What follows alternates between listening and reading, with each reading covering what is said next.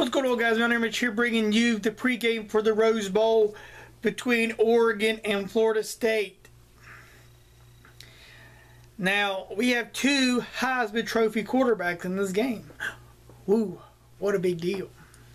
Now, let's be honest. Jameis Winston has struggled this year.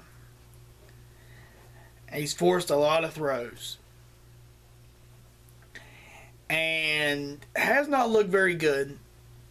He's had his shining moments, but has not looked as good as he did his Heisman winning, his first year winning the Heisman. Now, Mariota has only had one game that was pretty bad, and he lost that game. Now, Winston, somehow, miraculously, and Florida State, not just Winston, Florida State has miraculously beat very bad teams, looking very bad themselves. They're undefeated, but it looks like they shouldn't be undefeated. They played very bad teams. Not very bad teams, but they played bad teams very bad. Just look at, every team on their schedule, they've played them close. Oklahoma State wasn't even that good in the Big 12 this year, and they almost beat them the first game of the season. But the key thing is, I want to talk about Oregon here in a second, but the key thing is they find the way to win. That's the reason Florida State has a chance in this game. I picked Oregon to win, and I think Oregon will still win by a pretty hefty margin, maybe. But Oregon has to put it away now. They can't wait till later in the game to try to put it away, because Florida State will win the game. Nick O'Leary is a beast. He catches everything in his way. He can run, but mostly he's a big wide receiver / tight end, and he's actually a fullback.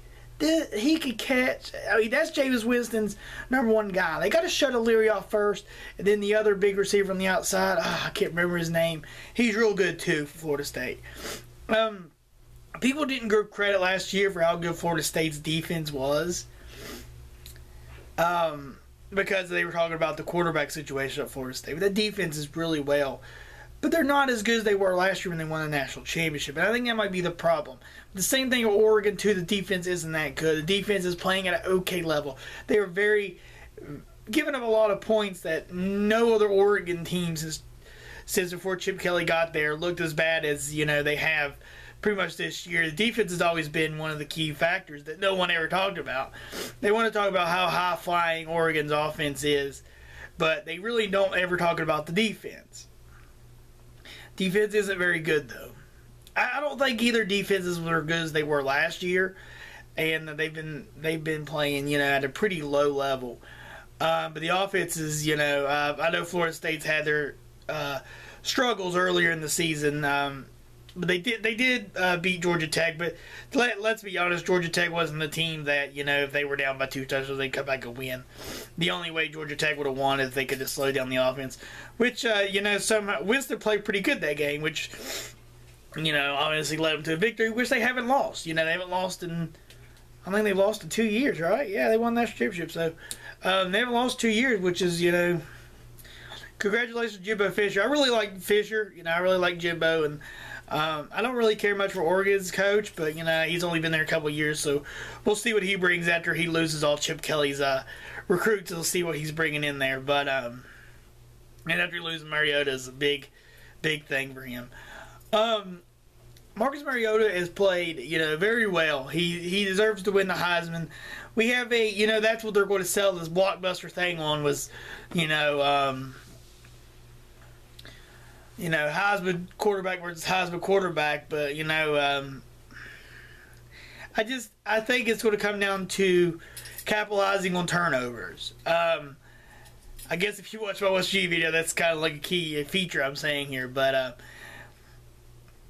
they capitalized on, if Oregon capitalized on Winston's mistakes, if he throws the interceptions, if he throws them, he might not throw him, he might, this big stage factor might help him and push it forward. But if he does throw the interceptions, Oregon has to have the offense to capitalize on those and put them down and put them away through the whole game. I mean, I think Miami had them like 21-0 or 21-3 or 21-7 at halftime. Might have been 28-7 at halftime. And Florida State cut back. You got to play the first. If you're going to beat Florida State, you got to play the first half by beating them just like you played the second half and come out. Second half is a 0-0 game because Florida State could put up points when you use the second half.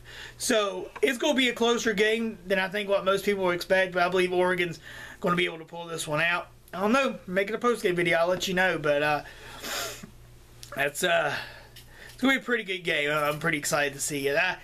I was pretty disappointed in, not a Big 12 team getting in there because they pretty much deserved it over Ohio State, but pretty hyped about these all 4 playoff games. So, yep, that's really about it. Guys, Melanie Rich signing out. Peace.